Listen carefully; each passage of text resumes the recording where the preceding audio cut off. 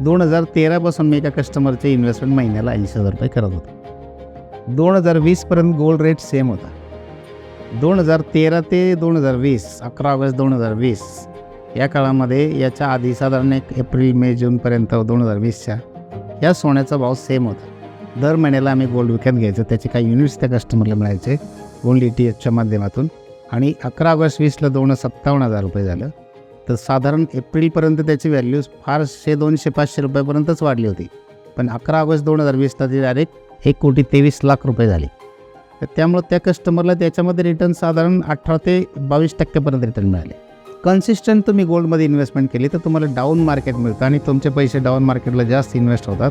म्हणून गोल्ड सोनं एकदा न घेता पर मंथ सिस्टमॅटिक इन्व्हेस्टमेंट म्हणतो आपण, तसं मंथली थोडं परचेस केलं तर वेगळे युनिट्स तुमच्या नावावर पडतात आणि त्या पैशाची व्हॅल्यू तुम्हाला कॅश करून काढून घेता येते.